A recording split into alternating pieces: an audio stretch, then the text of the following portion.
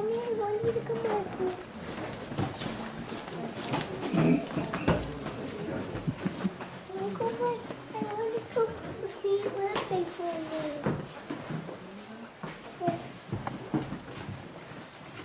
Come in, Nora. No? Come in, Avery. Thank you.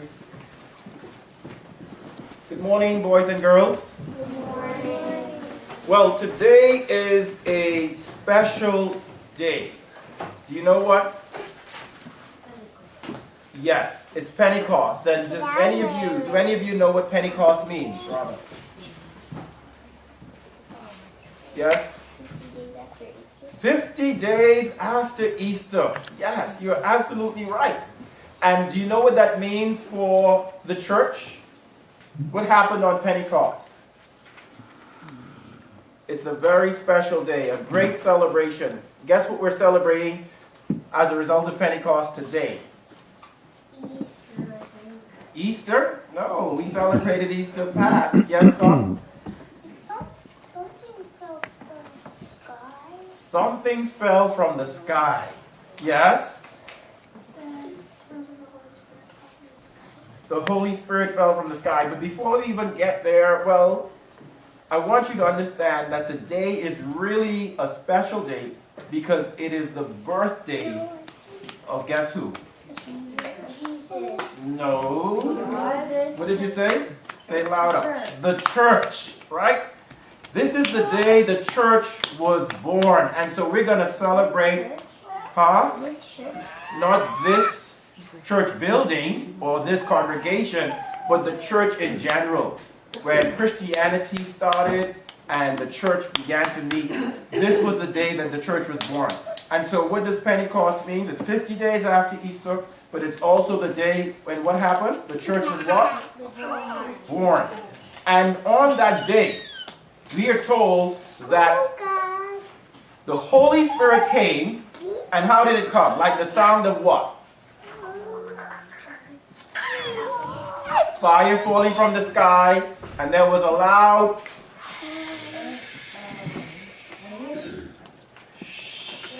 wind. Yes, right? There was a loud wind that filled them, and then they began to speak in all sorts of different languages. Can you speak a different language? Kinda. Kinda? What's the kind of language you speak? Spanish? Quito. ¿Tú hablas español muy bien? ¿No? ¿Poquito? I don't know. No? You kind of? Your mother speaks? You know what? Hold on. Y'all speaking too many languages now. Calm down. So, pardon me? No, that's not a language. Yes, God? I only know a couple words in Japan. You know a couple words in Japanese? What are some of the words? Hayaka, hurry up. Is that something your dad tells you all the time? Go ahead. Wow. Say that again. Chatamate means wait a minute. You know more Japanese than I do. Very good. Hold on, let me hear. Yes, means what? Yes, do you speak Spanish, right? And so sometimes learning a different language is very hard, right? I have one. I had to learn Greek and a little bit of Hebrew, but the only thing I could remember in Greek is something I used to tell my friend all the time, right? My best friend Jonathan, and it was like this: Ek malo, ek daimonion, ek oanai, right? What's that? Right. I cast the demon out of you, Jonathan. That's all I remember from Greek, right? But yeah, so learning a different language is hard. So imagine the Holy Spirit gave them that ability to speak different languages, right? And do you know who the Holy Spirit is? No? Do you know who the Holy Spirit is? Holy Spirit? No? Yeah.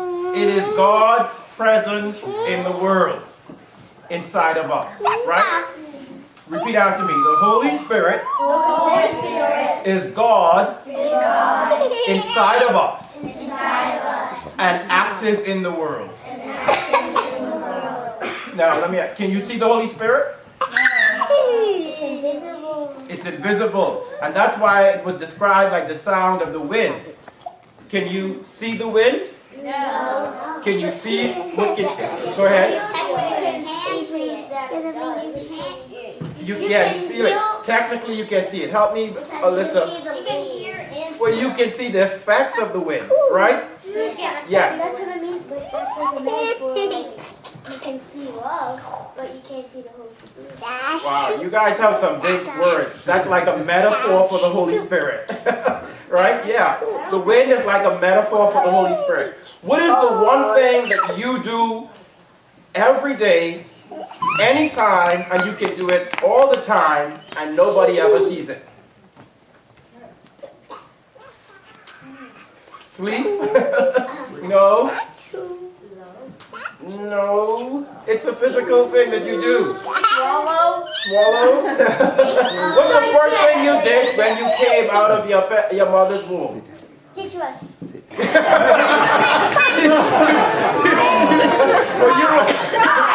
Cry before you cry. You have to be able to do something.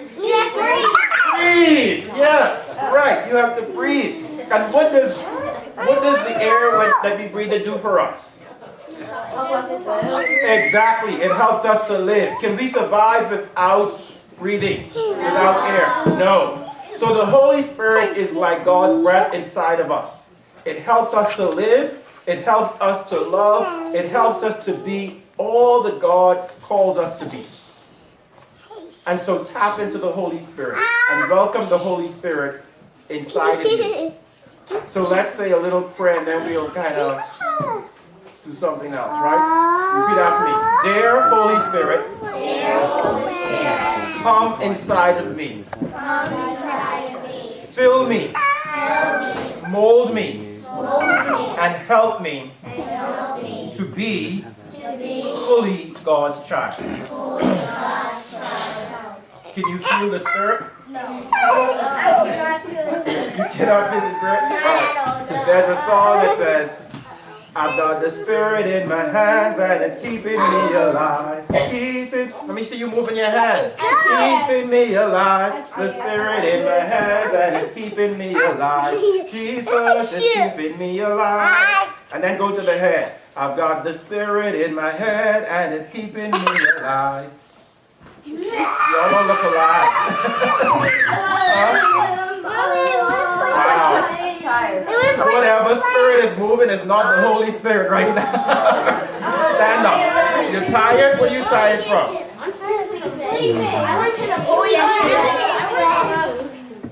Let me ask y'all anything. Did y'all learn anything this morning? No.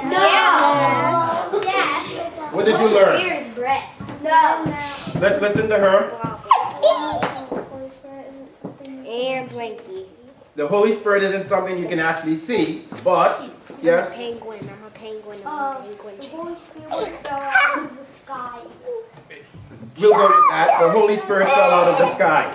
Anyway, let me help you learn something. And repeat after me. Dear friends. God's Holy Spirit is His comforting guide and presence inside of us. Be aware of God's Holy Spirit. Amen. Thank you very much.